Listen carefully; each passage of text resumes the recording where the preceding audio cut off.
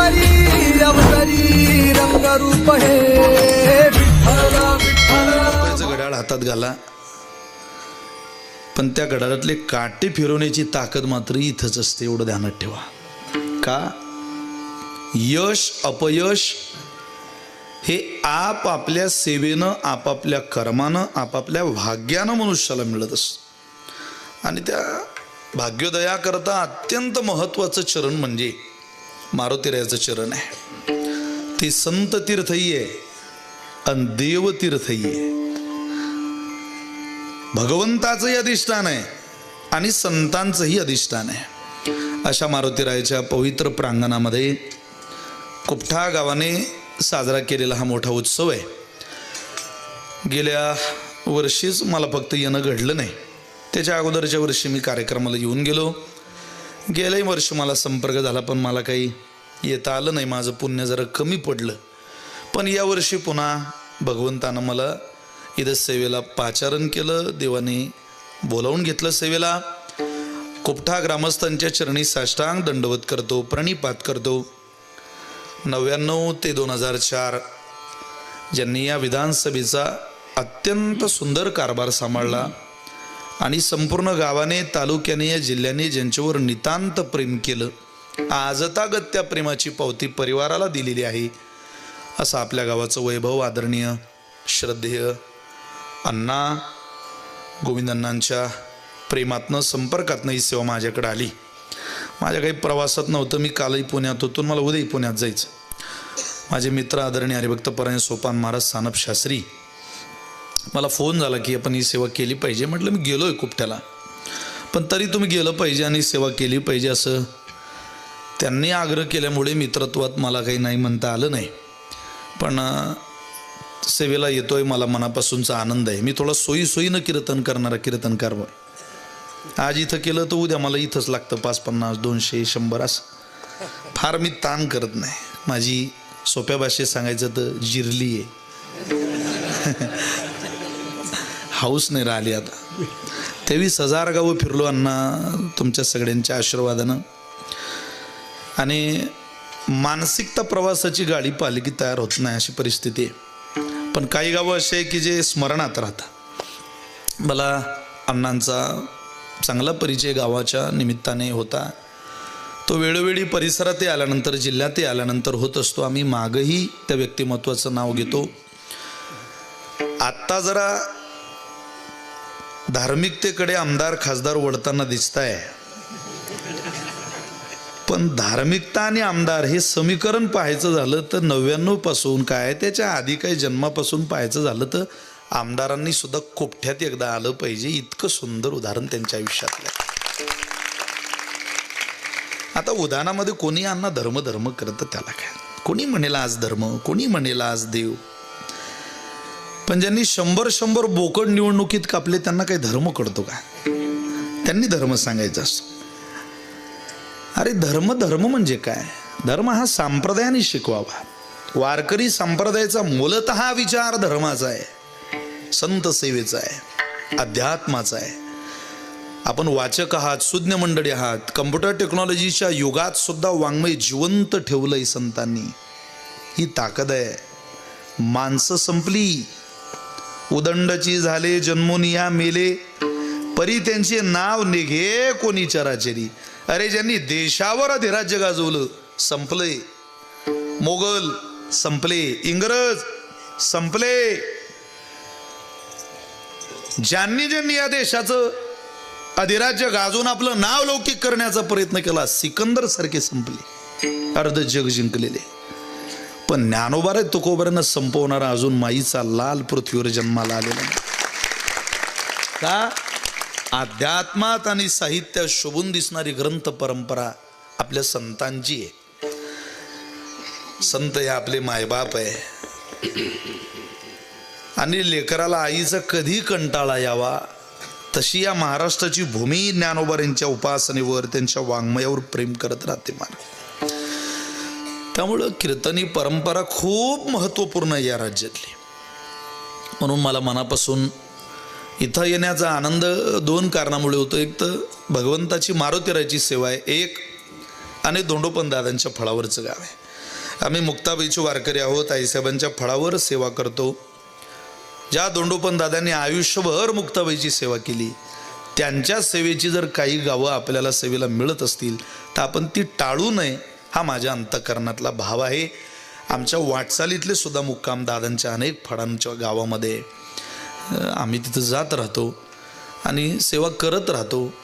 आपण दोंडोपंत दादांना पाहिलं नाही, मी पाहिलं नाही, पण दादांनी जी गावं पाहिली ती गावं तर आपल्याला पाहायला मिळत आहे. दादांनी ज्या गावांवर प्रेम केलं ती गावं तर आपल्याला उपासण्याला मिळत आहे. एवढंच काय, अरे दादांनी ज्या नारदाच्या पवित्र गादीवर कीर्तन केलं, येडवाकडं का होईना, त्या गादीवर आपल्याला बोलता येईल का माहिती नाही, पण उभं राहायला तर मिळतंय ना. पूर्वजन्मी सुकृते थोर केली, ती मजा आजी फळासी आली, परमानंदू आजी मानसी, भेटी झाली या संताशी. विठ्ठल विठ्ठल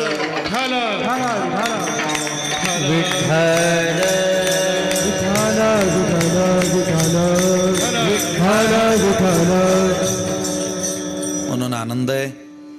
भजन साथीला श्रद्धेय माझे बंधू आदरणीय हरिभक्त परायण उद्धव महाराज शिंदे आहेत. महाराष्ट्रामधला एक गायकीच्या क्षेत्रातला मोठा आवाज आहे, तयारीचा आवाज आहे. नावही त्यांचं गोळ आहे, नाव उद्धव आहे, नाव शिंदे, म्हणजे दोन्ही गटाचा एकच माणूस आहे.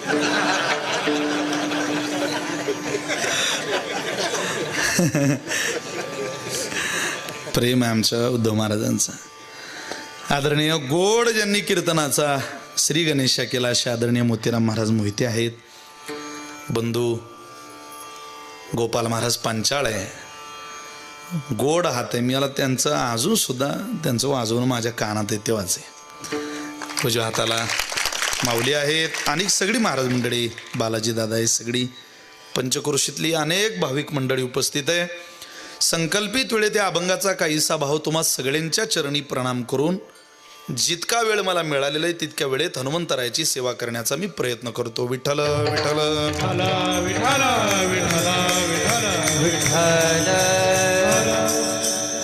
भाग्याचा उदय ते हे जोडी संतपाय, येतो नियानुठवू माथा, मरणा वाचुनी सर्वथा. जगद्गुरु तुकोबार यांचा 4 चरणाचा हा अभंग आहे. कीर्तनात बसलेला एक व्यक्ती सुद्धा असा नाही की ज्याला भाग्य हा शब्द परिचित नाही. प्रत्येकाला माहिती आहे भाग्य काय. व्यवहारातलं भाग्य कदाचित माहिती असेल, पण भाग्य त्याला माहिती आहे. भाग्य हा वर्ड माहिती नाही असा माणूस मंडपात नाही. कदाचित त्याची भाग्याची व्याख्या वेगळी असेल, पण भाग्य माहिती नाही असा व्यक्ती नाही. प्रत्येकाला भाग्य माहिती आहे. व्यवहारामध्ये आपण भाग्यवान म्हणतो अनेक लोकांना. ज्याला मुबलक मान आहे त्याला माणसं भाग्यवान म्हणतात.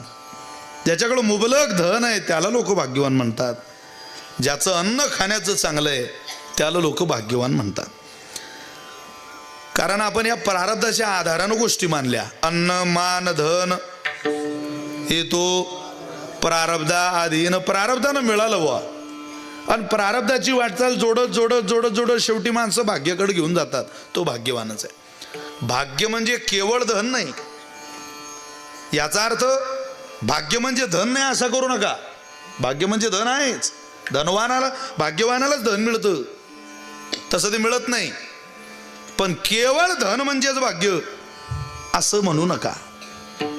निदान जोडावया भाग्य घडेगा धनंजया. ज्ञानोबाराय बोलतात भाग्यच लागतं महाराज. भाग्याचे नि बळसे, उद्यमाचे नि मिसे, संपत्ती या पैसे घर रिगे. ज्ञानोबाराय म्हटले भाग्य उदयाला आलं की लक्ष्मी विचारत विचारत विचारत विचारत ते कुठ्यात का हो, त्या अमुक अमुक कुठं राहता. ज्याला विचारलं तो म्हणतो तुम्ही लक्ष्मी ना. हो या ना आमच्या घरात, आम्ही किती दिवस झाले तुमची वाट पाहतोय. ते म्हणते शानपणा करू नको, ज्याचं घर विचारलं त्याचा पत्ता सांग. तुझी वेळ अजून आलेली नाही. मी त्याच्या घरी निघाली जिथून निघाली. माझं एम्स, माझं ऑब्जेक्टिव्ह, माझं ध्येय ते घर आहे. मी तिथपर्यंत जाणार आणि मग थांबणार. ज्याचं भाग्य उदयाला आलं त्याच्या घरी लक्ष्मी हत्तीच्या पावलाने येते. पण ज्याचा उदय झाला नाही व्यावहारिक भाग्य सांगतोय तुम्हाला. त्याच्या घरी ती उल्लूवर बसून येते. लक्ष्मीचं वान उल्लू आहे, घोबळ, तिला उल्लू म्हणतात हिंदीत. ती उल्लूवर बसून येते, उल्लू बनवते. कळतही नाही किती दिवस थांबलीन, काय मुक्काम केला हिने, काय नाही. व्यवहारामध्ये धनवानाला भाग्यवान म्हणतात. मला भाग्यवान आहे बुवा, ते भाग्यवान आहे ते. पण काय आहे, व्यवहारामध्ये तुम्ही मी ज्याला भाग्य म्हणतो ते मुळात भाग्याची व्याख्याच आपली चुकीची आहे. अहो, एकदा भाग्य त्याला म्हणतात जे मिळवल्यावर काही मिळवायचीच गरज पडत नाही. आपलं भाग्य म्हणजे धावपळ वाढवणं भाग्य आहे. जर आमदार होणं जगात जग भाग्य म्हणत असेल तर आमदार झाल्यावर स्वस्त बसता येतं का विचारा अण्णांना. काम करावं लागतं महाराज, धावपळ करावी लागते, फिरत राहावं लागतं, प्रवास करावा लागतो, लोकांचं ऐकावं लागतं काय समस्या आहे. आता समस्या ऐकून घेता घेता त्यांच्याकरताच वेळ खर्च करणं हे जर भाग्य असेल याला कुठं भाग्य म्हणता का. मोठं होणं याला जर भाग्य म्हणत असाल तर जी जी माणसं मोठी झाली त्यांना विचारा. लता दिदींना एका पत्रकारांनी विचारलं, तुम्हाला भारतरत्न पुरस्कार मिळाला, देशातले अनेक देशांमधले सर्वोच्च नागरी पुरस्कार तुम्हाला मिळाले, म्हणजे केवळ भारतातलाच नाही तर भारतामध्ये जसा सर्वोच्च पुरस्कार भारतरत्न आहे अशा अनेक देशांमधले सर्वोच्च पुरस्कार लता दिदींना मिळालेले होते.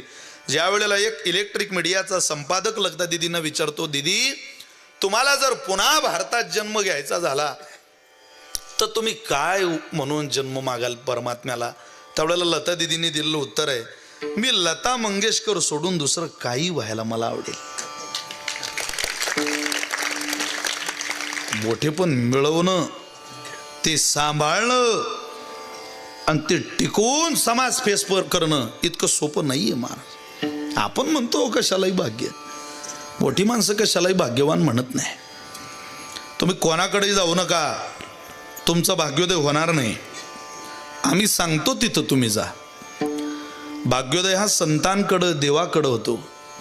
बऱ्याचदा त्या भाग्याचा उदय हा प्रतिकूल वागला तरी होतो आणि कधी कधी अनुकूल वागा ते सहकार्य करत नाही. कधी कधी व्यवहारामध्ये पहा तुम्ही प्रतिकूल वागा तरी मला सगळं धन चालून येतं, कधी कधी फार चांगलं वागा धन हुलकावणी देतं.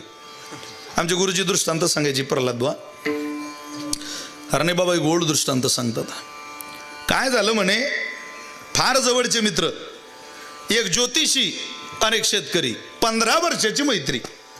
पण मैत्रीत कधी व्यवहार आणला नाही, कधी व्यापार आणला नाही. पण शेतकऱ्याचा जरा फारच डब घ्यायला आल्यावर तो एक दिवस आपल्या मित्राला म्हणतो, गळ्या मी तुला कधी विचारलं नाही, तू अनेक लोकांच्या आयुष्यातला भाग्योदय सांगितला पण मी तुला माझं काही विचारलं नाही. बघा भाग्य कसं असतं. तो म्हणे, का रे आज दिवसभर काम केल्याशिवाय संध्याकाळची चूल घरात पेटत नाही, गळ्या सांग ना माझं काही, अरे पहा ना काहीतरी. तो म्हणे, बरं दाखव बरं. हात पाहला. तो म्हणे, गळ्या आज भाग्य आहे तुझं. वा, चांगल्या दिवशी हात दिला रे हातात. अरे मित्रा बरं झालं मला हात दाखवला, आज तुझा दिवस आहे, तुला वाटेल ते तू कर, तुझं भाग्य तुला सहकार्य करेन. तो म्हटलं आज आज सांगू का, अरे चांगला वागला तरी सहकार्य करेन आणि वाईट वागला तरी सहकार्य करेन. तो म्हणे, अरे काय बोलतोय तू, वाईट वागून कोणाला भाग्य सहकार्य करता का. तो म्हटलं तुला करेन, तू परिचय घेऊन पहा, माझं ज्योतिष खोटं ठरणार नाही. तो म्हणे, चांगलं वागून तर भाग्य कोणालाही सहकार्य करीन, आपण वाईट वागून पाहू.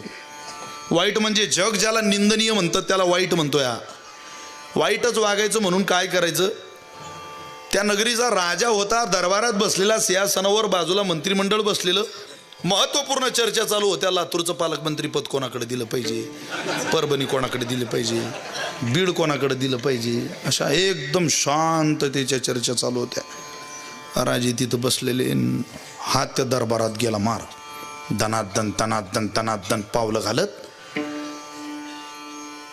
सगळे पाहत होते कोण आलं. त्यांना वाटलं एखादा अपक्ष आमदार आला असेल, सरकारला पाठिंबा द्यायला, जाऊ द्या बा काय अडवायचं आपण आता. ते सिंहासनावर चढला, बाई मागे केली अशी, आणि अंगात जितकी ताकद होती तितक्या ताकदीने शिराजाच्या थोबाडीत मारली. मारता बरोबर त्या नगरीचा राजा 10-20 फूट खाली गेला गडबडा लोडत सिंहासनाच्या. तो मुकुट गेला गडबडा लोडत पुढं. बसलेली म्हणत गड्या एकच हाणली पण आवाज काय वजन आहे हातात. कोणी तलवार काढ कोणी बल्लम काढ. अरे म्हणे त्याला नंतर मारा. तो राजाना आपला अगोदर पाक 20 फूट गेला आणि तिकडे राजा उचलून आणला सिंहासनावर बसवला. मुकुट घ्यायला एक जण गेला आणि तो मुकुट उचलणार तेवढ्यात त्यानं मागे आवाज दिला, अरे त्याला मारू नका रे, त्यानं उपकार केले आपल्यावर. म्हणजे आकारानं लहान पण प्रचंड विषारी नागिन आहे मुकुटात. बरं झालं राजाला दंश केली नाही. यानं जर राजाच्या थोबाळीत मारली नसती तर आपला राजा मेलताच. ते नागिन झटकली मुकुट राजाला घातला. पुढं आणा त्याला. 1,00,000 सोन्याच्या मोहरा. वाढू का? तुम्ही फ्रेश दिसून नाही राहिले मला जरा. 80,000 रुपये भाव आहे ना, 1,00,000 खूप झाले ना.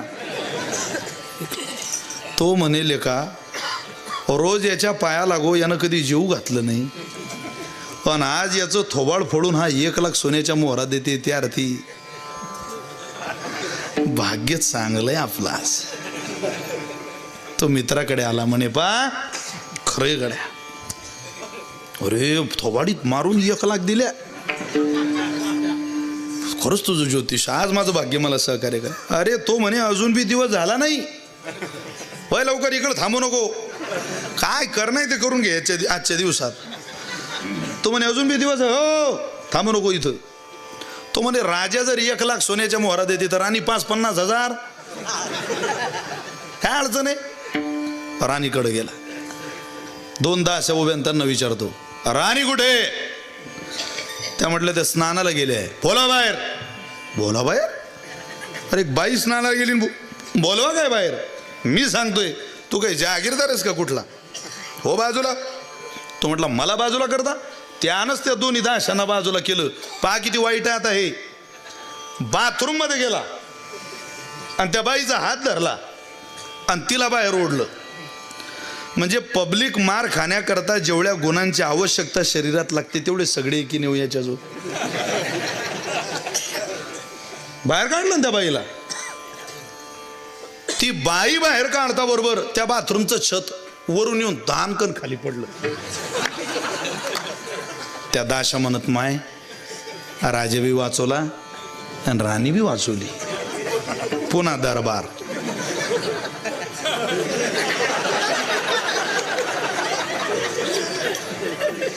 मी काहीच बोललो नाही तरी तुम्हाला कळतं किती हिशोब पक्का आहे तुमचा. म्हणजे याला तयारीचा श्रोता म्हणतात.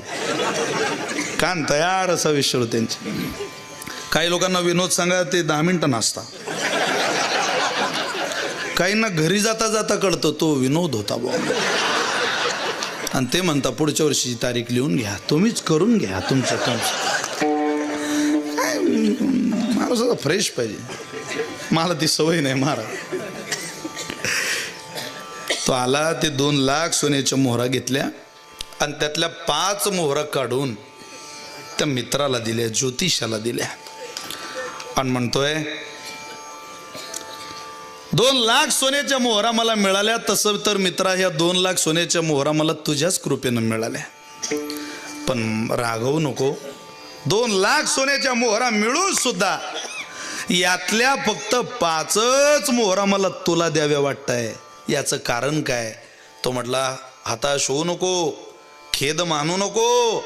अरे तुझं भाग्य 2,00,000 सोन्याच्या मोहराचं आहे आणि माझं भाग्य 5 मोहराचं आहे. ज्या दिवशी सटवीनं लिहिलं त्या दिवशीपासून माझं जगणं चालू आहे. सटवीने आजचा दिवस तुझा लिहिलेला होता, माझा कदाचित यायचा असेल. निदान जोडावया भाग्य घडेगा धनंजया. सामान्य व्यवहारामध्ये मोठं होण्याकरता कामाला येणारं धन मिळवायला जर इतकं भाग्य मजबूत लागत असेल तर संत जीवनाचा प्रभाव जीवनावर होऊन भगवत चरणी हे जीवन समर्पित करायला नेमकं भाग्य लागेल किती. विठ्ठल विठ्ठल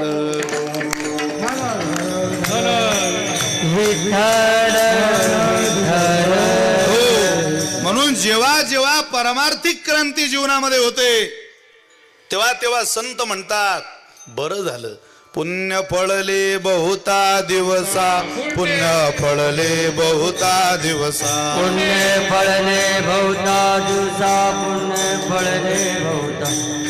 भाग्य उदयाचा ठसा, भाग्य उदयाचा ठसा, भाग्य उदयाचा ठसा, भाग्य उदयाचा. झालो सन्मुख तो जैसा, झालो सन्मुख तो जैसा, झालो सन्मुख तो कैसा, झालो सन्मुख तो कैसा. संत चरण पावलो, चरणी पावलो, संत चरण पावलो. हे आजी फिटले माझे कोडे, आजी फिटले माझे कोडे, आजी फिटले माझे कोडे, बहुता जळली ते साकडे. आजी फिटले माझे कोडे, आजी फिटले माझे कोडे, आजी फिटले माझे कोडे, फिटले. पुण्य फळले बहुता दिवसा, भाग्य उदयाचा ठसा, झालो सन्मुख तो कैसा, संत चरण पावलो. पुण्य फळले बहुता दिवसा, भाग्य उदयाचा ठसा, झालो सन्मुख कैसा, संत चरण पावलो, संत चरण पावलो. अरे ज्यांच्याकडे गेल्यानंतर भाग्याचा उदय होईल हा नंतरचा टप्पा आहे. जे मिळणंच जीवनातलं सगळ्यात मोठं भाग्य आहे ते आमचा आज उदयाला आलं. पुण्य फळले बहुता दिवसा, हे काय आजकालची इच्छा आहे या भगवंताच्या सेवेची, या संतांच्या चरणाच्या सेवेची आजकालची इच्छा आहे नाही हो. जन्मोजन्मी आम्ही बहु पुण्य केले, आम्ही खूप जन्म संतांच्या सेवेकरता तपश्चर्या केली, उपासना केली. भगवंताच्या सेवेचं प्रमाण आहे ते. आम्ही खूप जन्म या संत सेवेकरता प्रयत्न केले. बहुधा आम्हाला जवळ यायचं आणि हुलकावणी द्यायचं. पवना घालवेल पालान, पायी चढवेल गगन, भूत भविष्य कळो येईल वर्तमान, परित्या साधूचे नकडे महिमानो. कळत नाही. पवना घालवेल पालान, पालान म्हणजे हत्तीच्या अंबारीत घातलेलं, हत्तीवर अंबारी आणि अंबारीत घातलेलं वस्त्र त्याला पालान म्हणतात. वाऱ्यावर पालान घालता येईल, पायानं आकाश चढता येईल, अभ्यास केला तर भूत भविष्य वर्तमान सांगता येईल. परित्या साधूचे नकडे महिमानो. पण साधू माणसं, सतमहापुरुष, ज्ञानोबरांचा सहवास, ज्ञानोबरांनी उजळलेलं भाग्य कळेल असं कधी घडत नाही. तुकोबारे म्हटलं सहज नाही येते. मग कधी कळेल हो महाराज? ज्या दिवशी तुमचं भाग्य सहकार्य करेन त्या दिवशी संत मिळतील. एक, आणि ते भाग्य संतांपर्यंत गेलं की 100% परमात्म्यापर्यंत जाईल. दोन, या 2 टप्प्यातलं जीवन तुम्ही शोधा. तुकोबारे म्हटले मी सांगतोय तिथं जा, पण त्या भाग्याच्या ठिकाणापर्यंत जायला तुम्हाला अडचणी खूप आहे मध्ये, त्या वजा करा. कोणाकोणाच्या? देवद्वेषी, मिथ्याभाषी, निराधारो, नोन अनुभवी, नाम निंदकस्य वचनम प्रमाणम नच मन्यते. ही माणसं तुमच्या भाग्याला अडचणी ठरवणारी. ते तुम्हाला संतांकडे भाग्योदयाला जाऊ देत नाही. कोण कोण? देवद्वेषी, देवाचा द्वेष करणारी माणसं भाग्योदय करू शकत नाही. ते संतांकडे जाऊ देत नाही महाराज. म्हणून देवाचा द्वेष करणारी लांब ठेवा. अरे देवाचा द्वेष करणारा बाप होता, एकानं लांब केला. देवाचा द्वेष करणारी आई होती, लांब केली. देवाचा द्वेष करणारा भाऊ होता, लांब केला. प्रमाण आपल्याकडे खूप आहे. प्रल्हादे जनक बिभीषणे बंधू राज्यमाता निंदू भरती केली. प्रल्हादानं बाप, बिभीषणानं भाऊ आणि भरतानं आई बाजूला ठेवली. मार का? देवाचा द्वेष करणारी आहे ती भाग्योदय होऊ देणार नाही आमचा. देवद्वेषी. दुसरा वर्ग आहे मिथ्याभाषी. त्यांचं बिनकामाचं बोलणं असतं, ते भाग्य उदय करत नाही. म्हणून त्यांच्याकडे भाग्योदयाकरता कधी जाऊ नये, कधीच जाऊ नये. काही माणसं मिथ्या वचन बोलणारी असतात, खोटं बोलणारी असतात, लटकं बोलणारी असतात. काही लोकांना कमरेच्या खाली बोलल्याशिवाय त्यांचं वाक्य पूर्ण करता येत नाही, इतके नालायक काही काहींची वाणी. आणि त्यांच्या गप्पा ऐकायला माणसं बसतात. म्हटल्यावर त्या ऐकणाऱ्याला काय म्हणावं? अरे लटकं आहे. खूप रडायला लागली एखादी बाई, पण डोळ्यात पाणी नाही आणि ज्याच्याकरता रडते त्याच्याबद्दल प्रेमही नाही. बोले का हात रे रळ्या, नाही आसू आणि माया, काहीच नाही, सगळं लटकं आहे. काय त्यात? म्हणजे एका माणसाला 2 मुलं, दोन्ही शिक्षक, त्याच्या बायकाही शिक्षिका, आणि तो मेला. मग ते पोरं म्हणत आमचे वडील वारले, तुम्ही रडा आता. त्या बाया म्हणत आम्हाला रडता येत नाही. मग तो म्हणे बा आता माझे वडील मेल्यावर रडीन कोण? त्या बाया म्हणत तुम्ही रोजान बाया सांगा. तो म्हणे रडायले? म्हणे हो, खूप झाली म्हणे रडाय दादा. रडाल कशा बाया सांगता? सांगा म्हणे बा. तो आलाय का गावात? म्हणे मुकरदमाजवळ. बाया पाहिजे का? म्हणे कशाला पाहिजे? म्हणे रडायला पाहिजे राजा. माझी हयाती चालली म्हणे राजा हो, कोणीच्या कारणाला बाया मागायला आलं नाही. मला काही हे जमणार नाही बा. मग तुम्हाला एका बाईचा नंबर देतो, तुम्ही त्यांच्याकडे जा. त्यांचा आवाज आहे का चांगला त्या बाईचा? अरे म्हणे आवाज असा वजन आहे त्या बाईचं. ते बाई गल्लीतून गेली तर वाटते पोकलँड चालला आमच्या गल्लीतून की काय, इतका धबधबा आहे जगण्यात. ते बाई तुम्हाला बाया देईल. मावशी बाया पाहिजे? किती पाहिजे म्हणे भाऊ? 10 एक द्या म्हणे. पांढरी 4 वगैरे अशा. तार सप्तक छेडता आलं पाहिजे, शेडचे एकदम. तुला पाया कशाला पाहिजे? म्हणे रडायला पाहिजे वा. काय देशील? तो म्हणे मी तुरी देईन तुम्हाला 30 किलो. 30 किलो तूर, 30 किलो तूर, एक किलो 30 किलो. तुरीला चांगला भाव होता. गेल्या रडायले, बसल्या त्या बाया रडायला. पण ज्याच्याबद्दल रडणं आहे त्याचा इतिहास, भूगोल, नागरिक शास्त्र येईल काही माहीत पाहिजे की नाही? जर बोबल नाही तर काहीच माहीत नाही येईल. ती तिला म्हणते करणं चालू. ती म्हणे तू ना आणला आम्हाला, तूच कर चालू आता, आम्ही तुझ्याच मागं म्हणतो सगळ्या. तुला काही सूचना? तिनं केलं चालू. यानं तुरी कबूल केल्या बाई ग. याला म्हणतात मुले घातले रडाया, नाही आसू आणि माय. अरे खोट्या रडण्यात कुठं प्रेम असतं का? तसं जगात काही माणसं कायम खोटच जगतात. त्यांचा देश खोटा, त्यांचा वेश खोटा, उसका भेष भी खोटा, बात भी खोटी, सब खोटा ही चरित्र है. कुछ सच बातें वहां मिलती नहीं, ये सब झूठों की बाजार में. म्हणताय ना डोंगरे महाराज म्हणायचे. थोडंसं डेव्हलप वाक्य सांगायचं झालं तर चोतो की बाजार में फतोर का व्यापार करने वाली जनता आहे. ही खोटारडी माणसं फसवणूक करणारी असतात. मिथ्याभाषी, देवद्वेषी, मिथ्याभाषी, निराधारो. ज्या लोकांच्या जगण्याला कुठला आधार नाही त्यांच्या लांब राहा. त्या आपल्याला आनंद देणार नाही, सुख देणार नाही, समाधान देणार नाही, त्यांच्या लांब राहा. निराधारो, नोनानुभवी, ज्याला कवळीचा अनुभव नाही परमार्थिक साधनेचा, त्याच्याजवळ तुम्ही जाऊ नका. तुमच्या भाग्याचा उदय करायला परमार्थामध्ये अनुभव लागतो. अनुभवा वाचूनी काय सांगशी कहाणी, आधारा वाचूनी काय सांगशी कहाणी. आणि तू का म्हणे येथे पाहिजे अनुभव शब्दाचे गौरव कामा नाही. आधारही पाहिजे आणि अनुभवही पाहिजे. अनुभव नसेल तर वाणी काय उपयोगाची? अनुभवा वाचून बडबडते, अनुभवा वाचून बडबडते, अनुभवा वाचोनी बडबडते, अनुभवा वाचून बडबडते. हो या नावे आठवत खरे ब्रह्मज्ञान, अनुभवा वाचून बडबडते, अनुभवा वाचून बडबडते.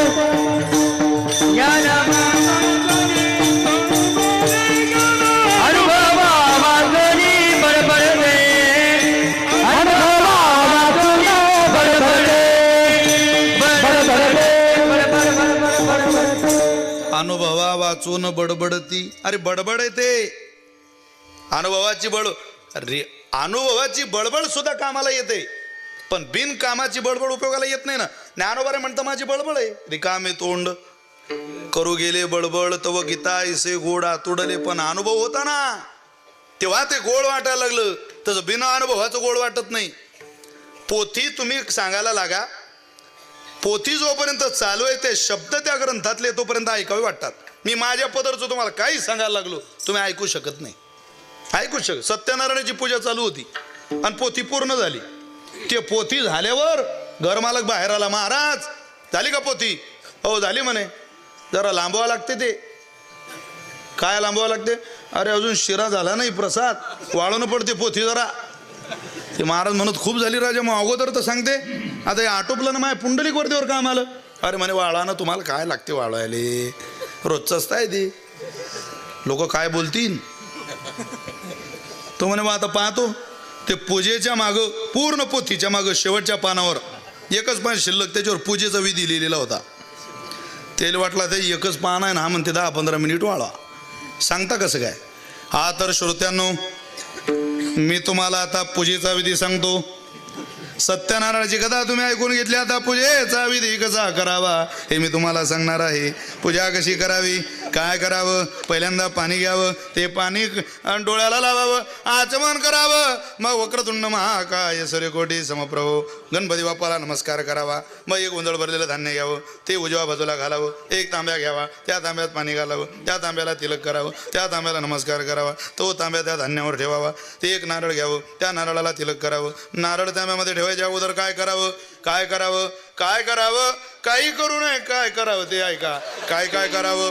काही काही करू नये, काहीचं काही करू नये. काहीचं काही कराल तर काहीचं काही होईल. काय करावं, काय करावं? जे काय करायचं ते काय करावं, काय करावं हे मी तुम्हाला सांगतो. काय केलं पाहिजे? नारळ घ्यावं, ते नारळ तांब्यावर ठेवायच्या अगोदर काय करावं? पानं घालावी. कोणती पानं घालावी? कोणती पानं घालू नये. कोणती पानं घालाल तर कोणतंही काही होईल. कोणतीही पानं घालू नये. त्या तांब्यामध्ये घालायची पानं कोणती घालावी, कोणती पानं घालावी. पानं काही एक आहे का? पानं अनेक आहे. कोणती पानं घालावी, कोणतं पान घालावं? त्या तांब्यामध्ये घालायचं पान काय कडुलिंबाचं घालावं का? नाही नाही. ते काय चिंचेचं पान घालावं का? नाही नाही. ते काय बदामच्या झाडाचं पान घालावं का? नाही नाही. अरे ते काय केळीचं पान घालावं का? नाही नाही. ते ऐकणारे म्हणत एकाच पानावर एवढे पान, एकाच पानावर एवढे पान. तो घरमालक बाहेर आला, म्हणे महाराज झाला शिरा. मग त्या तांब्यामध्ये जी घालायची पानं आहे ती पानं नागवेलीची असावी, पुंडली झाली ना पोथी. या बोलण्यालाही आधार नाही आणि सांगायला अनुभव नाही. हे कामाला येणार नाही. चला आता 100% तुम्ही खोकललात ना असेपर्यंत, म्हणजे तुम्हाला आता ते कळालं. देवद्वेषी, मिथ्याभाषी, निराधारू, नून अनुभवी, भाग्याला अडचणी ठरणारा शेवटचा 5वा विषय, 5वा मुद्दा आहे, 5वी गोष्ट आहे. नामनिंदकस्य वचनम प्रमाणम नच मन्यते. भगवान परमात्म्याच्या नावाची निंदा करणारी माणसं तुमच्या आयुष्यात भेटली, भाग्योदय होऊ देत नाही. भाग्योदया करता तुम्हाला माफी मागून सांगतो, एकदम देव जरी मिळाला तरी भाग्योदय घडत नाही, मिळूच नाही. संतांच्या अगोदर देव कशासाठी मिळावा? मग तो तर नामदेवराय नाही मिळाला होता. नामदेवराय आळंदीला आले आणि आळंदीला आल्यानंतर नामदेवराय लांबून आले. देवाजवळ राहतात म्हणून पुढं गेलं पाहिजे. निवृत्तीनाथांना कोणीतरी सांगितलं. नामदेवराय आले. ते नामदेवराय अखंड जया देवाचा शेजार, फिरविले देऊळ जगा माझी ख्याती. काय सामान्य आहे का ते? वा वा वा वा. चला त्यांच्याजवळ. ज्ञानोबराय, निवृत्तीनाथ, सोपान काका, चितकला मुक्ताबाई पुढं आल्या. बुवा नामदेवरायांच्या चरणावर साष्टांग दंडवत घातला निवृत्तीनाथांनी. साष्टांग. देवाजवळ राहतात बुवा आणि आपली भेट झाली आज. माझा मोठा भाऊ पाया पडतो म्हणून मीही पाया पडलं पाहिजे या भावनेनं ज्ञानोबाराय पाया पडताय. माझा मोठा दादा पाया पडतो, मीही पाया पडले पाहिजे या भावनेतनं सोपान काका पाया पडताय. पण मुक्ताबाई काही पाया पडत नाही. निवृत्तीनाथ म्हटले, मुक्ते अगं तुला काही वेगळंच सांगावं लागेल का? पड ना पाया. यांच्या पाया मी नाही पडणार म्हटलं. का? तुम्ही पडा बाबा, मला नाही पडायचं. हे मळकं कोरं आहे आणि कशाला पाया पडायचं? आवाज बोलू नका मुक्ताबाई, सदैव देवाजवळ आहे ते. असू द्या ना, लहान तोंडी मोठा घास. आता मळकं कोरय म्हटल्यावर नामदेव रे नाही ते अपमानित वाटलं जरा. मळकं तपासायचं जेवढं काम चांगलं कुंभाराला येतं तेवढं कोणाला येत नाही. गोरोबा काकांना तिथं बोलावलं आणि सांगितलं, काका थापटणं घेऊन या येताना जरा. ते थापटणं आणलं आणि तपासा हे मळके आता सगळे. आज परीक्षाच घ्या. पहिला नंबर निवृत्तीनाथांचा. प्रथम तो थापटणे निवृत्तीनाथा, डेरा झाला निका ब्रह्मरूप. निवृत्तीनाथांच्या मस्तकावर मारता बरोबर गोरवा काका म्हटले, वा, डेरा झाला निका ब्रह्मरूप. हे निक ब्रह्मरूप आहे. ब्रह्मभूत प्रसन्नात्मा न शोचती न कांक्षती. काही ऊन नाही इथं, असं एक मडक आहे. वा वा. तेची थापटणे श्री ज्ञानदेवांचे ज्ञानोबरांच्या डोक्यावर मारलं.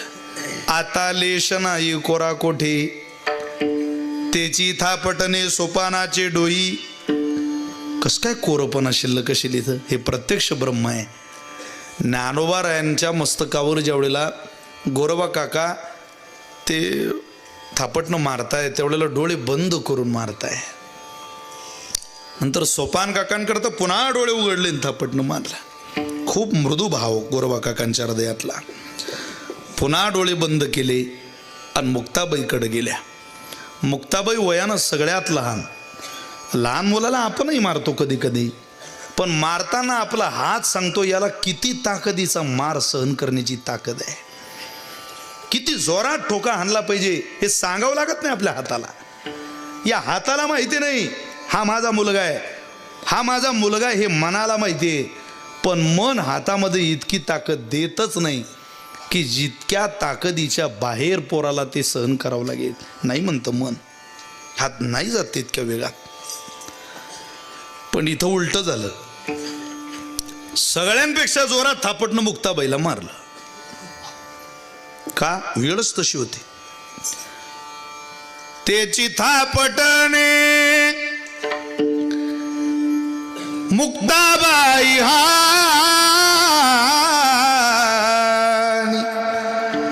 अमृत संजीवनी उतू आली. अमृत संजीवनी थापटणे मुक्ताबाई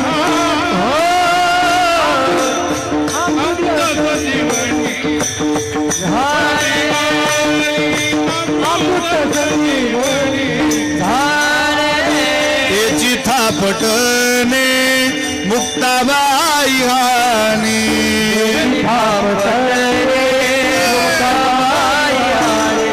तेची थापटणे मुक्ताबाई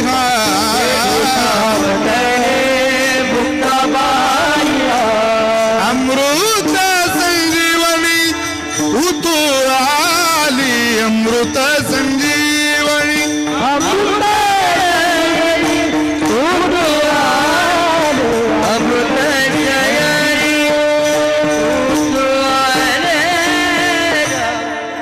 जोरात थापटणं मारलं. थापटणं मारता बरोबर गोरोबा काकांच्या डोळ्याला धाराच लागल्या. महाराज, अरे बापरे, माझ्या मायच्याच डोक्यावर मारलं रे आज. अमृत संजीवनी उतू आली. सगळ्या घटांचीच निर्मिती इथून आहे. वा वा वा वा.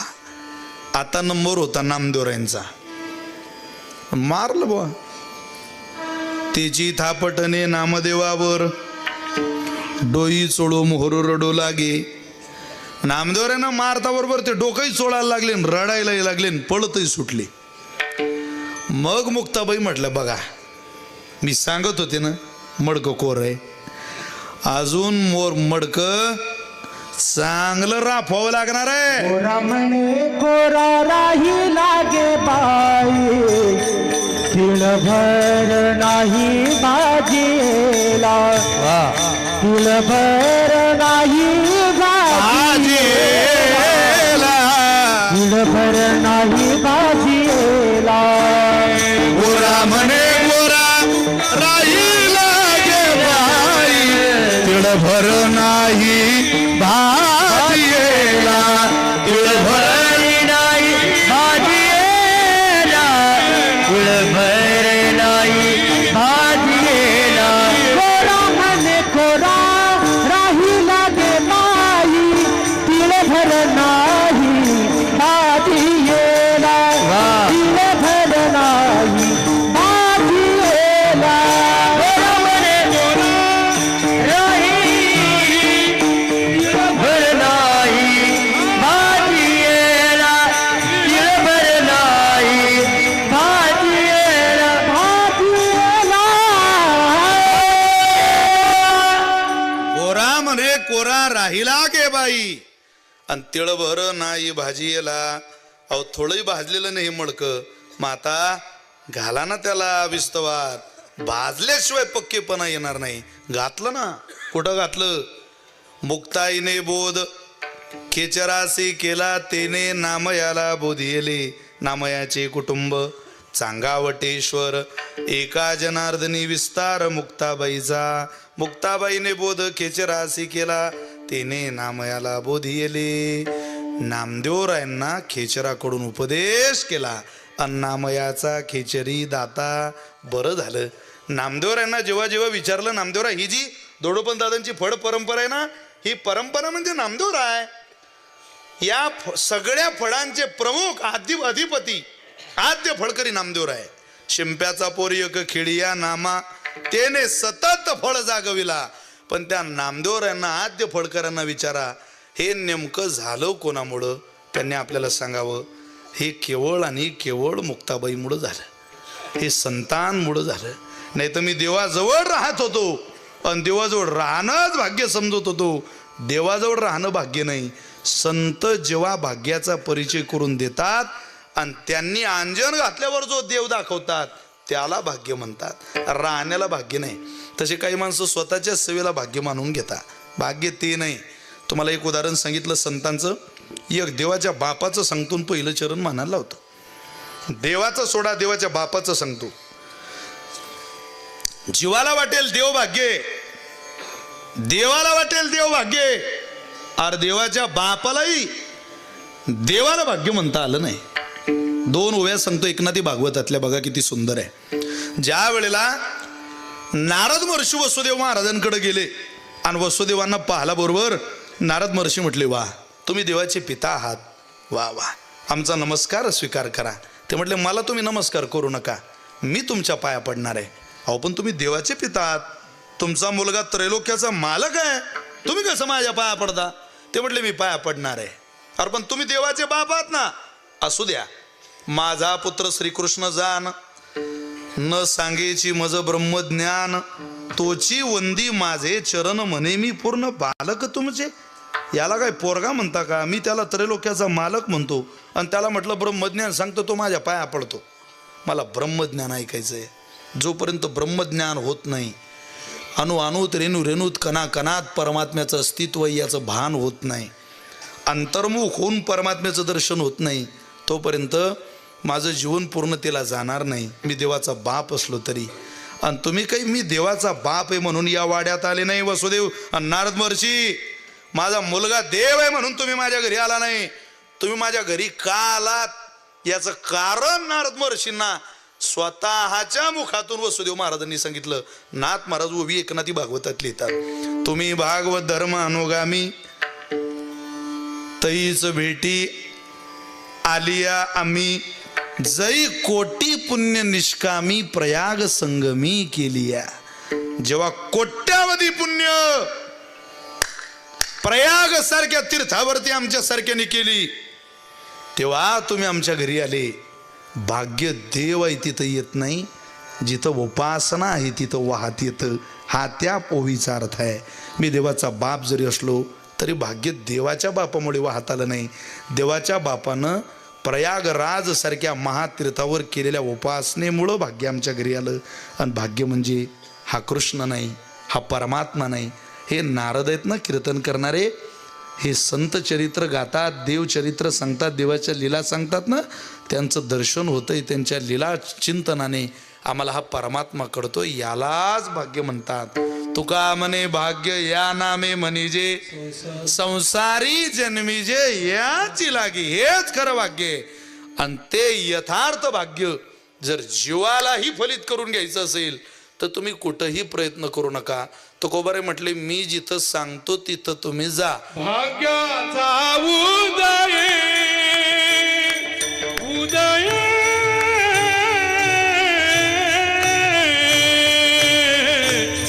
भाग्याचा उदय उदय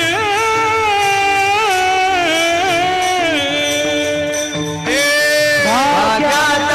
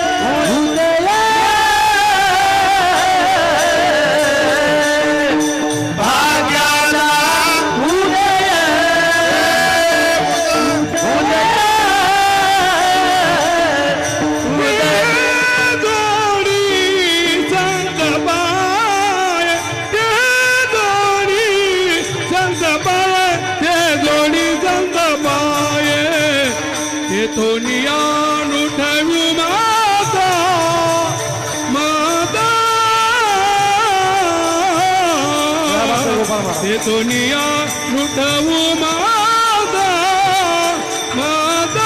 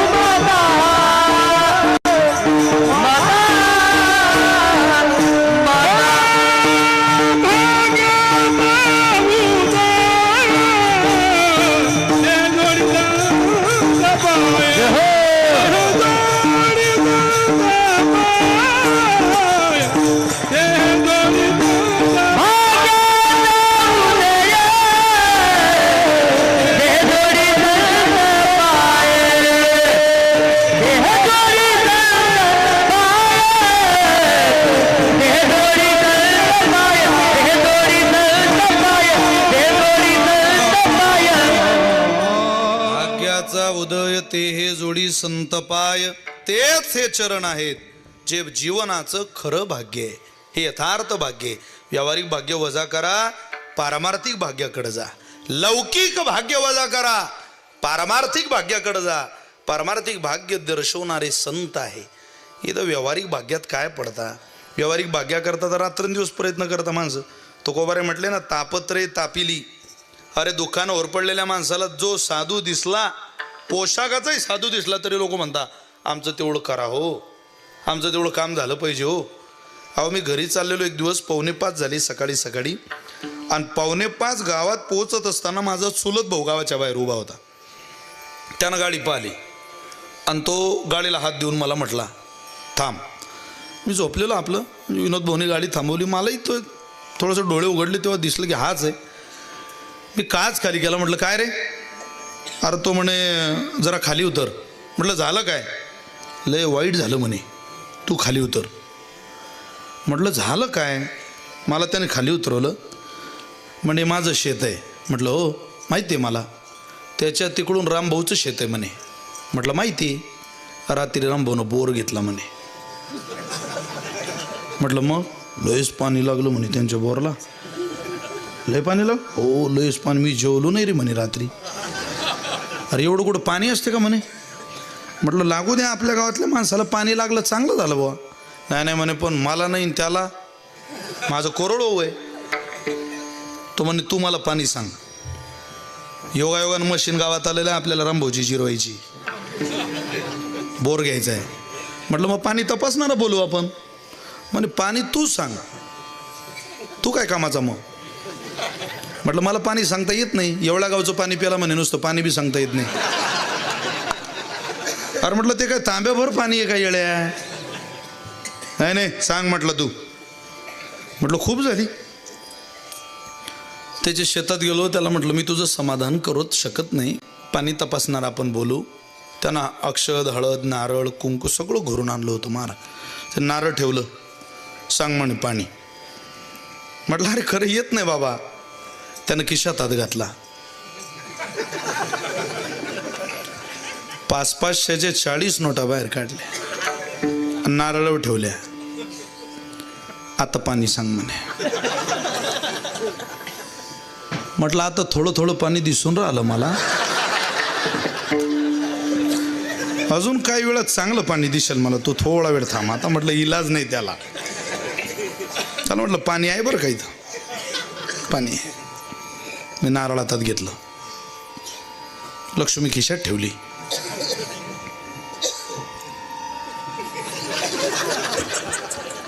महत्वाच्या वेळेला हसावं लागत नाही. तुम्ही ध्यान द्या ना माझ्याकडे. हसता काय, कार्यक्रम फेल जाईल ना तो.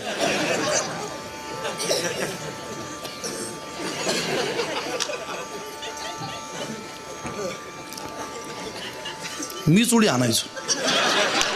ती नारळ उडी आणायच्या अगोदर मी आपलं उडी आणत पुढं पुढं पुढं. तो माया मागे खोट्या ठोक्याले 5-7 जागा काढले. चांगला पॉईंट कोणता आहे म्हटलं, हा पॉईंट चांगला आहे, लागेल म्हणे पाणी. अरे म्हटलं खूप पाणी इथं. तो म्हणे नुसतं पाणी नाही पाहिजे, असा पॉईंट सांग की रामभाऊचा पॉईंट आणता आला पाहिजे. लोक लय कठीण आहे महाराज.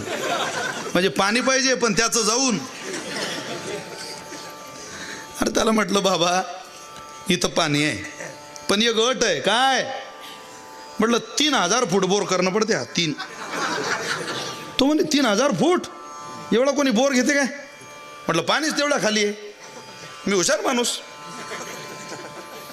तो म्हणे काही सांगून राहिला आपलं. म्हटलं खरंच आहे, पण 3000 फूट खोली जर घेतली बोरची रामभाऊला थेंब पाणी राहत नाही. तो झाला नव्हता यार. तो म्हटलं कापसाचे माझ्या घरात 4 लाख रुपये पडलेले. नाही म्हटलं तरी ऊसाची 1.5 होता.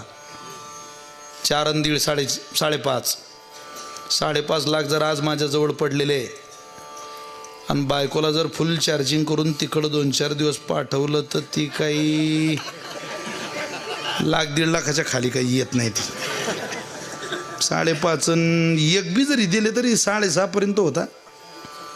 मारतो म्हणे मी बोर. फक्त मला असं वाटतं तू रानात थांब म्हणे. म्हटलं हा काही आपल्याला खाऊ देत नाही बाबा पैसे सुखानं. ती गाडी आली, बोर चालू झाला, 1000 फूट बोर झाला नुसता फफुटा. पाणी कशाला लागेल आता, मी न दाखवल्यावर पाणी लागेल म्हटल्यावर. तुम्हाला म्हणे विशाल 1000 फूट झाला, त्याच्यापेक्षा दुप्पट मी घाबरलेलो होतो. पण अशा वेळेला घाबरावं लागत नाही. त्याला म्हटलं खाली जाऊ दे, खरं पाणी खालीच आहे. अहो 2000 फूट बोर झाल्यावर त्या आंध्रातलं पोरगं पाणी प्यायला आलं झाडाखाली. मी त्याला म्हटलं बंदे क्या कंडिशन है बोर की. तो म्हणे महाराज ये पूरा का पूरा ऐसा ही जाने वाला है. म्हटलं बापा. मी त्याला म्हटलं हे 200 रुपये घेऊन मला गावात नेऊन दे फक्त बस. 3000 फूट बोर करून माझ्या चुलत भाऊ घरी आला. आणि म्हणूनच लोक कीर्तनकारावर भरोसा ठेवत नाही रे. मले म्हणे मी झोपेन. म्हटलं झोपू दे भाऊ, जाऊ दे आता. काय झोपतं म्हणे तुझ्या सत्यानाश होईन. म्हटलं मा होईन तेव्हा होईन. तुझ्या आजच झालं माया हातून. तू काय माया सत्यानाशाची वाट पाहून राहिला. मी तुला नाही म्हणू आगाऊपणा तू केला, त्याला मी काय करू. तुला पाणी पाहिजे होतं ना, घे ना पाणी आता. अरे जीवानं जीवाजवळ दुःख सांगून सुख मिळवण्याचा प्रयत्न केला तर मिळतं का तुकोबाराय म्हटले. प्रमाण बघा. तापत्रय तापिली गुरु तेगी वसीती भगवे देखोनी म्हणती तारा स्वामी भगवे देखोनी म्हणती तारा स्वामी. भगवते गुणिया भगवते गुणिया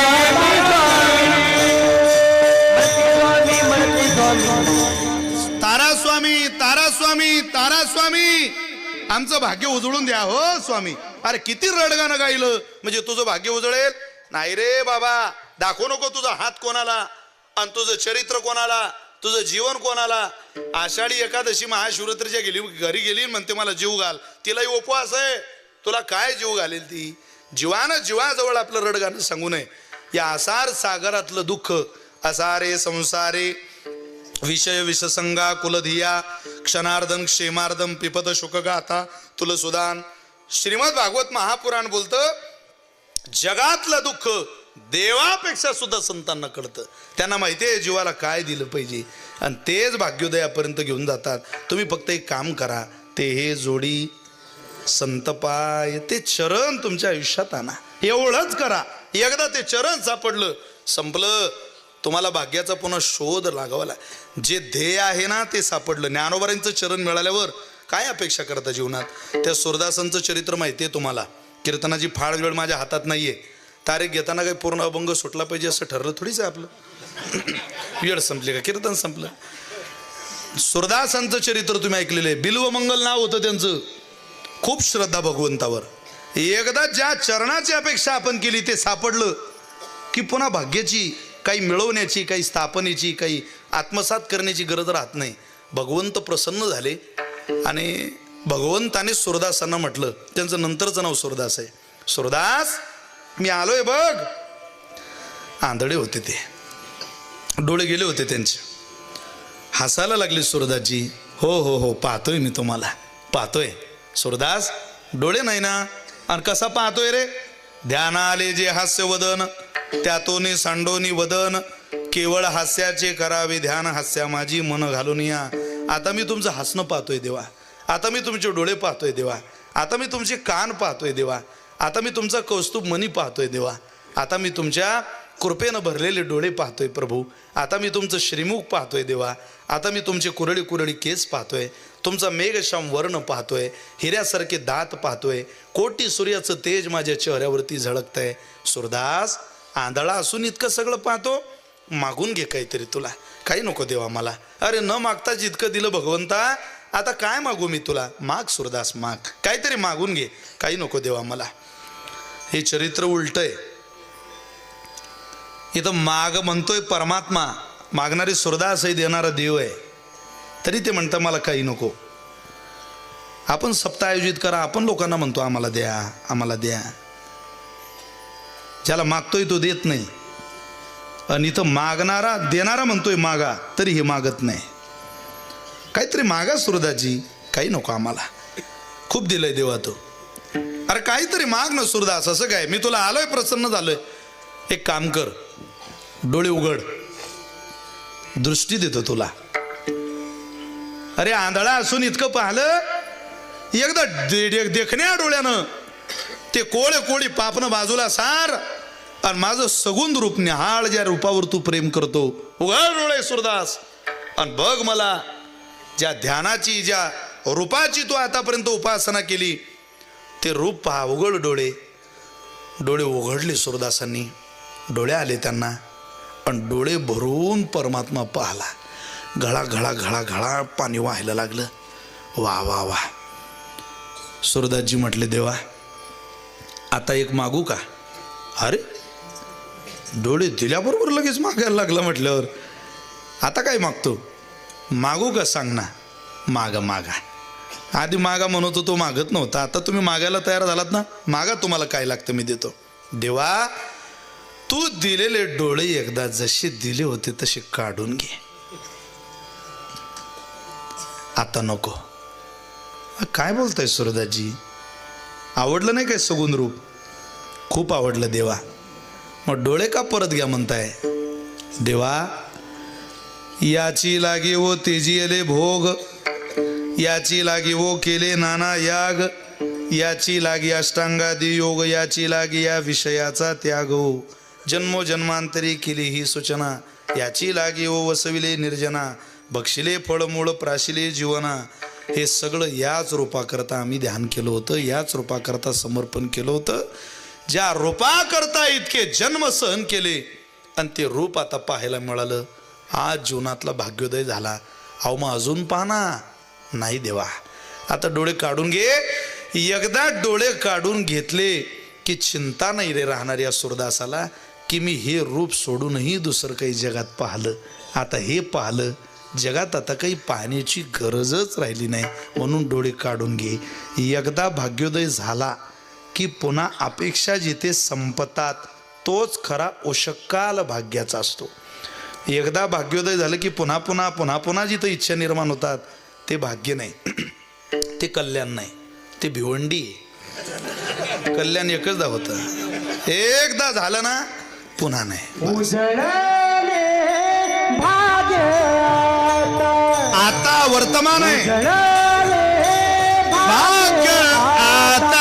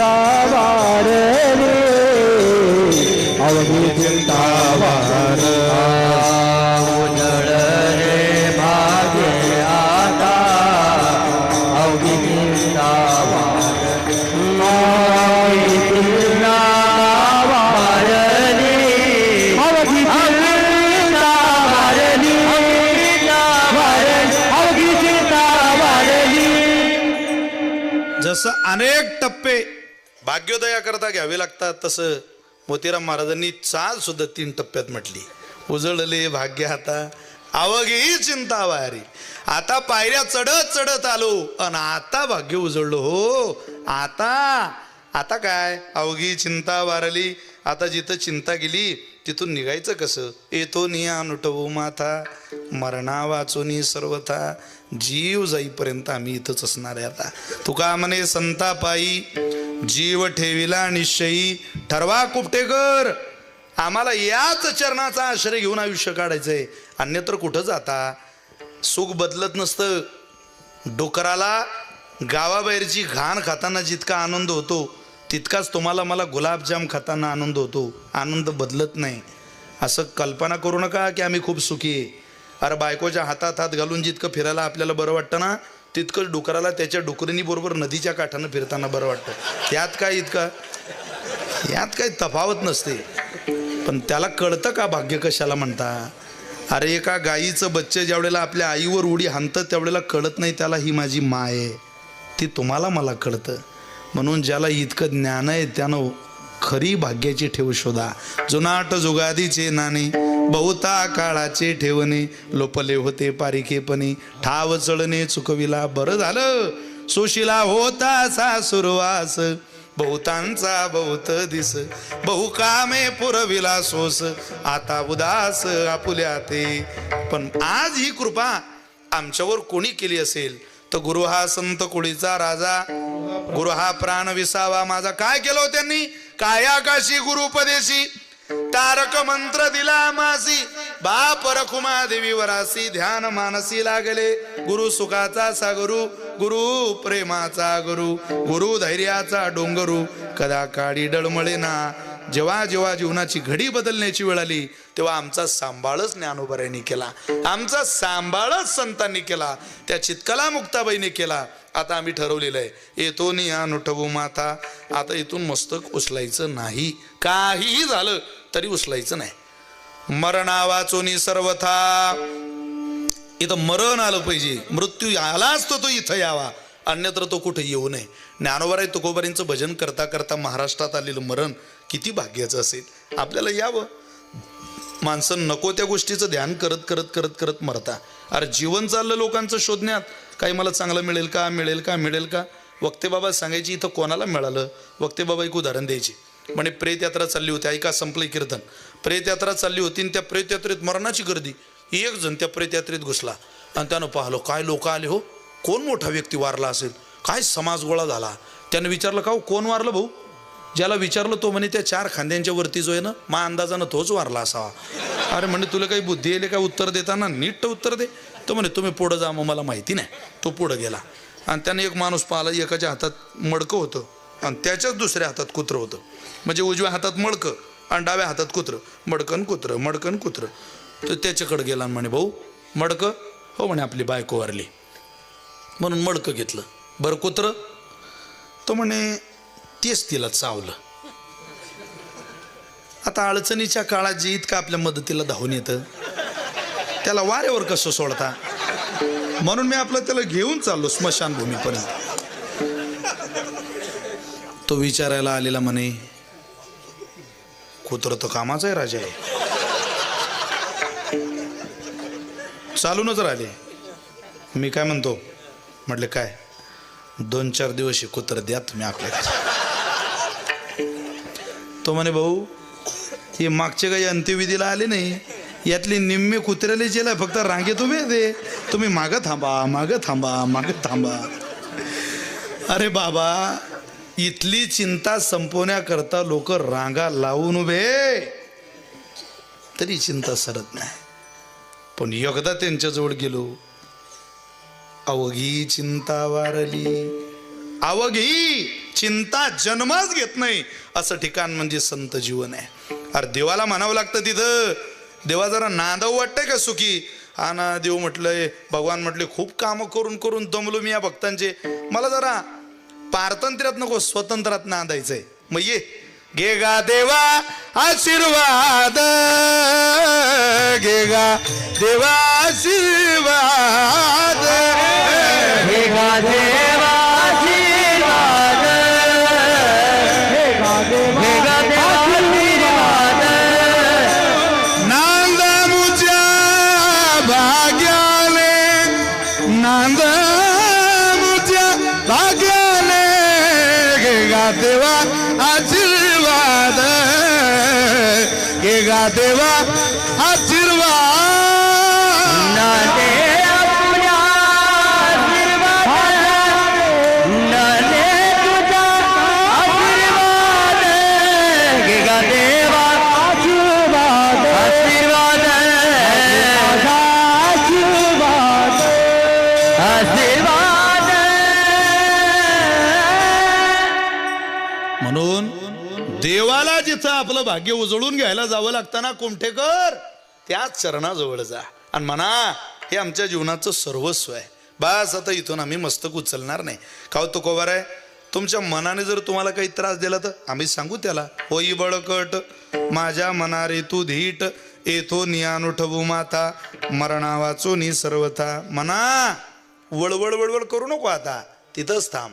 तरी सहजे मनोकोंडले हृदयची असेल उगले, जैसे करचरणी मोडले परिवरून संडे. का विश्वासाला तुडविजे चोरा, शिनला सुईजे महापोरा, तैसे दोषी ही नरा अनिष्ट कीजे. अरे तिथं थांब, देव थांबला रे त्या चरणावर आणि तू थांबत नाही.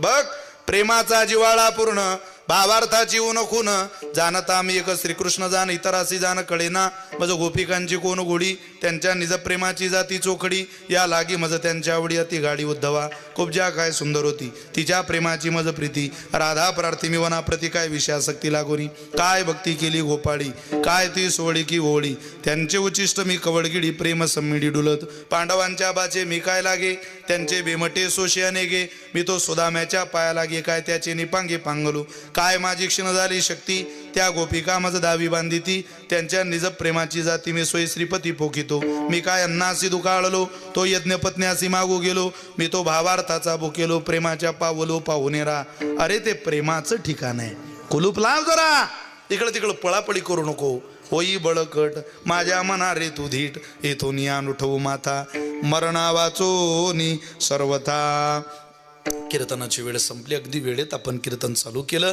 वेळेत कीर्तन आवरलं पाहिजे या भावनेतनं मी या अभंगाची भूमिका आवरतोय जगद्गुरु तुकोबारे म्हटले आम्ही आता त्याच दिशेने पळत पळत येऊन इथं थांबलोय ना आता बस आता पडून राहायचं पडूनही महाराजांचं समाधान झालं नाही तुका आला लोटांगणी भक्ती भाग्या झाली धनी आम्ही आता लोटांगण घेतो कारण हेच ते चरण आहे जे जीवनाला परमात्म्यापर्यंत नेऊ शकतं सेवेपर्यंत नेऊ शकतं अन्यथा दुसरी कुठलीही ठिकाणं भगवंताच्या सेवेपर्यंत जात नाही येतो नियान उठवू माथा मरणा वाचोनी सर्वथा खूप मोठ्या संख्येनं तुम्ही सगळेजण कीर्तनाला आलात महिलांची मुख्यमंत्री एकनाथ शिंदे साहेबांच्या बहिणींची तर खूप संख्या आहे कीर्तनाला फार जागा घेतली बाबा तुम्ही आजपासून 6वा हप्ता तुमचा पडणार आहे असं जाहीर झालं बरं का माहिती म्हणून जाहीर करून देतो माझं ते उगाच तुम्हाला उद्यापासून जरा चेक करून घ्या आपले खाते खूप संख्येनं महिला आल्यात तशी थंडी कमी झाली यांना आता मागचे 2-4-5 दिवस प्रचंड थंडी पण काही काहींचे स्वेटर पाहून असं वाटतं बुवा तुम्ही खरंच बरं झालं आपण शिवरायांच्या काळात असतो तर आपले किल्ले गेलते समजा आपल्याला थंडी ऊन वारा मानवत नाही पण मानवत नसताना सुद्धा तुम्ही कीर्तनाला आलात याचा मला विशेष आनंद आहे बालगोपालांची संख्या बघा ना किती एकदा जोरदार टाळी या सगळ्या माझ्या संस्थेच्या विद्यार्थ्यांकरता व्हावी हे गुरुकुलातली गावातली सगळी बांधव वा किती गोड आहे बघा उपरणं बांधून आपलं सेवा करताय ती शेवटी पोरं बघा हो त्यांचं वय काय 25-25 30-30 वर्ष होऊन ज्यांच्या गळ्यात माळा नाही त्यांनी बघा जरा त्यांची चेहरे बघा म्हणजे आपापली शरम वाटेल आपल्याला बघा ती चेहरे बघा अरे किती जन्माची पुण्याई आहे बघा ती जरा काय पोरं आहे अरे खेळण्याचं वय आहे कीर्तनातलं नाही हो ते या वयात आईच्या पोटावर हात घालून तिच्या पदराखाली गाढ झोपायचं वय ते पण या वयात कीर्तनात उभे वारकरी संप्रदायाची श्रीमंती गळ्यात नांदते त्यांच्या ज्यांचे गळे अजून बिना माळीचे त्यांनी बघा घालून घ्या गल्लीत पट्टा बांधलेलं कुत्रं दिसलं की लोक म्हणतात त्याला हाणू नका ते अमुक मुक माणसाचं आहे नुसता पट्टा पाहिला तरी लोक म्हणतात ते मारू नका त्याला हा एवढा पट्टा ही 7-12वर नाव करून घ्या काही काही बहादरांना चिंताच नाही 7-12ची पार रविवार बुधवार रविवार बुधवार रविवार बुधवार मरशीन एखाद्या दिवशी 31 डिसेंबरला असं कामाला रंगात इंग्रजीचं भूत घुसलं बायकोच्या अंगात मला म्हणते ओ माय डिअर चला साजरा करू न्यू इयर अरे 31 डिसेंबर 1 जानेवारी आपलंय का ते चैत्र वैशाख आपल्या हे महिने 31 डिसेंबर म्हणजे इंग्रजीचे सोयीने 1 जानेवारीचा तुम्ही करू नका हर्ष आणि गुढी पाडव्याले असते खरं आपलं नवीन वर्ष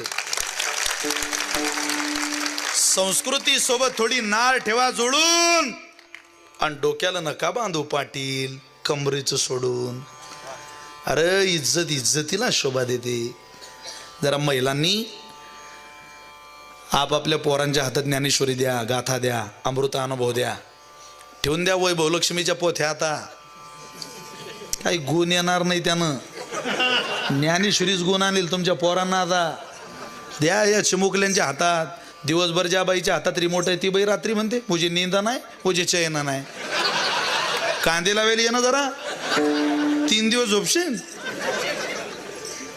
अरे कष्ट आपल्या जीवनातले संपत चालले ना आपण आळशी बनवत चाललो आपल्या पोरांना मोबाईल देऊन पोराला शांत करणाऱ्या महिला बघतोय मी घराघरात.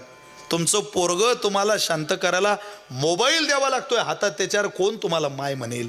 कौशल्य नाही का तुमच्याकडं जन्माला घातलेलं पोरग शांत करण्याची, त्याला मांडीवर घेऊन भरवण्याची, समजावण्याची?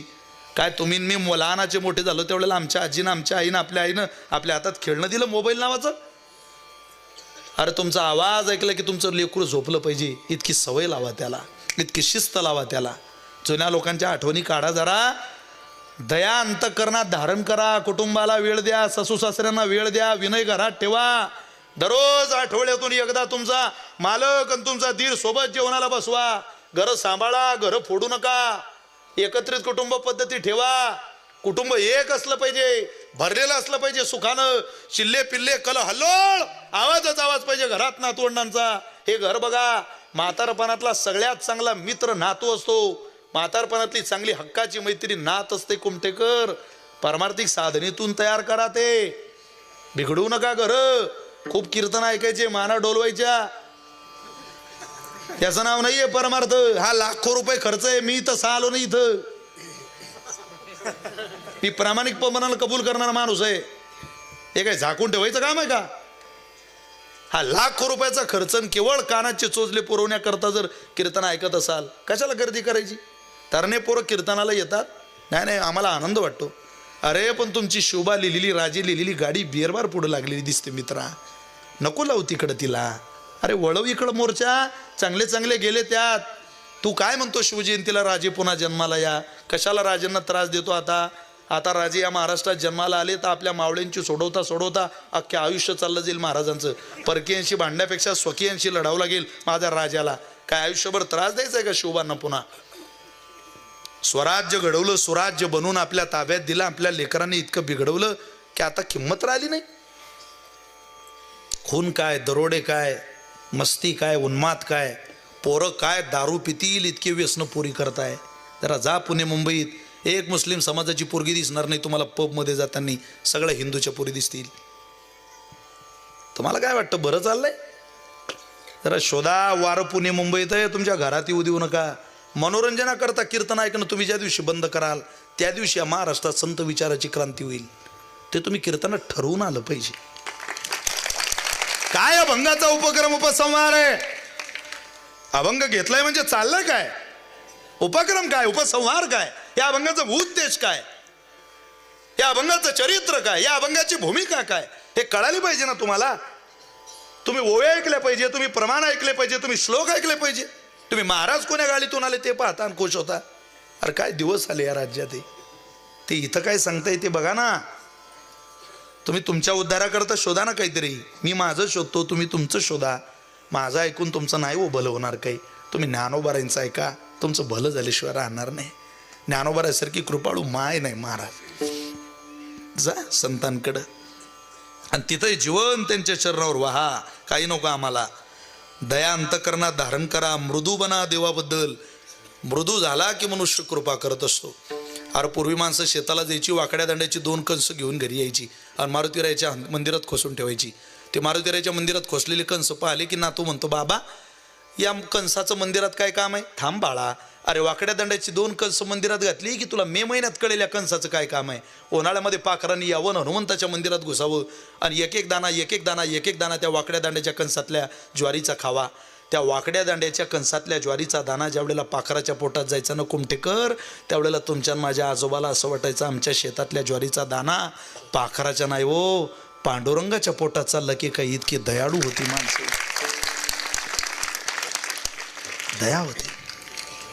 भर पावसात बनेनात भाकरी घालून गोठ्यात जाऊन कुत्र्याला भाकरी फेकल्याशिवाय मालक जेवत नव्हती. चट चट चट चट कुत्रा भाकरी खायचा.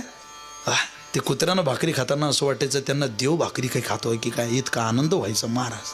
इतकी दया, इतकं प्रेम होतं लोकांच्या अंतःकरणात. अपघात झाला तर माणसं कोणी पाहत सुद्धा नाही. इतके निर्दयी झालो आपण.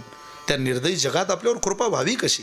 अरे किड्याला किती किंमत होती. किड्याला मृगाच्या नक्षत्रामध्ये एखादा मृगाचा किडा पाहिला तर म्हातारी पळत सुटायची कुंकाचा करवंडा घेऊन त्या किड्यावर कुंकू घालायला. आता माणसं मेलेली दिसली तरी लोक डाव्या बाजूला सुद्धा वळून पाहत नाही. पूर्वी किड्याला सुद्धा देव मानणारा हा प्रदेश होता, हा देश होता. आपण का निर्दयी झालो याचं कारण शोधा. मृदू बनायचं असेल, मवाळ व्हायचं असेल, विनयानं पुढं जायचं असेल तर संत वाङ्मयच तुमच्या माझ्या हृदयावर बदल करू शकते, अन्यथा ते कोणालाही जमणार नाही. म्हणून संतांकडे या, अन्यथा परिणाम भोगा. काय परिणाम? परिणाम तुम्हाला सगळ्यांना पाठ आहे, फक्त तो मला म्हणून दाखवल्याशिवाय कीर्तन झालं असं तुम्हाला वाटणार नाही, है की नाही? कोणाचं ऐकू नका, संतांचं ऐका, नाही तर झुम बराबर झुम शराबी आणि त्याच्याबरोबर आपली खराबी. हा हा, संतांचं. थोडा आवाज द्यायला. हे जरी नाही काल तरी दुसरा येईल, हे जरी नाही काल, हे जरी नाही काल तरी दुसरा येईल, हे जरी नाही काल. ताडी वाजवा सब एक साथ.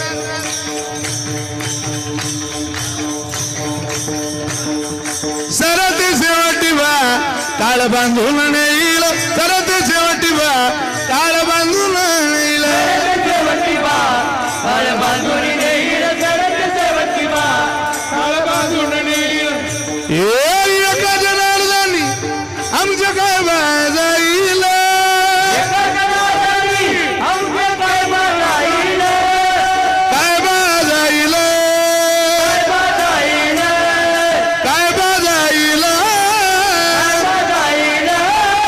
पिंगळा पिंगळा पिंगळा पिंगळा पिंगळा महादारी बोली बोलतो दे का, पिंगळा महादारी, पिंगळा महादारी बोली बोलतो दे का, पिंगळा महादारी. पिंगळा बाजारी बोली बोलत बेगा, पिंगळा बाजारी, पिंगळा बाजारी बोली बोलत बेगा, पिंगळा बाजारी. वर्तमान खोटे तुमचे, वर्तमान खोटे, खोटे खोटे वर्तमान खोटे, वर्तमान खोटे दादा, वर्तमान खोटे. खोटे दादा वर्तमान खोटे. लटिकेनं बोलो आम्ही वर्तमान खोटे, बोलो आम्ही वर्तमान खोटे, लटिकेनं बोलो आम्ही वर्तमान खोटे, बोलो आम्ही वर्तमान खोटे. वर्तमान खोटे दादा, वर्तमान खोटे. लटिकेनं बोलो आम्ही वर्तमान खोटे. बोलो आम्ही वर्तमान खोटे. पिंगागे बाई पिंगागे, पिंगागे बाई पिंगा, पिंगागे बाई पिंगागे, पिंगागे बाई पिंगा. अवगा अवगा अवगा अवगा अवगा अवगा अवगा दांगड दिगागे, अवगा दांगड दिगागे, अवगा दांगड दिगागे, दांगड दिगागे. अवगा धागड पिंगागे, अवगा धागड पिंगागे, अवगा धागड पिंगागे, अवगा धागड पिंगागे. नको नको नको घालू पिंगागे, नको नको घालू पिंगागे. नको नको नको घाल पिंगागे, नको नको घाल पिंगागे. चेत जाना तुम्ही चेत जाना, टिपरीवाळाच्या गाई हो. चेत जाना तुम्ही चेत जाना, टिपरीवाळाच्या गाई हो. करुणी उचित, ओ करुणी उचित, प्रेम घाली हृदयात, ओ ओ दान मागायाच, आलो दान मागायाच, आलो दान मागायाच, दान मागायाच, आलो दान मागायाच. सुया घ्या पिनागा मनी घ्या, मनिगा दाताचं दातवण घ्या ग कुणी, घाग कोणी, दाताचं दातवण घ्या ग कुणी. कुंकू कुंकू कुंकू घ्या कोणी काळा मणी, कुंकू घ्या कोणी काळा मणी. कुंकुगा कोणी काळा मणी, कुंकुगा कोणी काळा मणी, कुंकुगा कोणी काळा मणी. हे दाताचं दातवण घ्या ग कुणी, हाताचं दातवं घाला मणी, कुंकू घ्या कोणी काळा, कुंकुगा घेऊन काळे मणी. दाताचं दातवण घ्या ग कुणी, हाताचं दातवं घ्या ग कोणी, कुंकू घ्या कोणी काळा काळा मणी. हा घ्या कोणी काळा मणी. कुंकुगा कोणी काळा मणी, कुंकुगा कोणी काळा मणी, कुंकुगा कोणी काळा मणी, कुंकुगा कोणी काळा मणी. अहम वाग्या सोहम वाग्या, सोमाग्या अहम वाग्या सोहम वाग्या, प्रेमनगर आवारी, सावधोनी भजनी लागा, देव करा कैवारी. हे माझ्या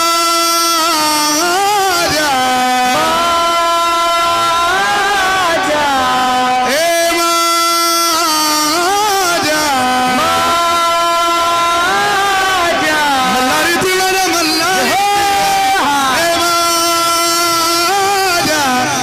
वारीती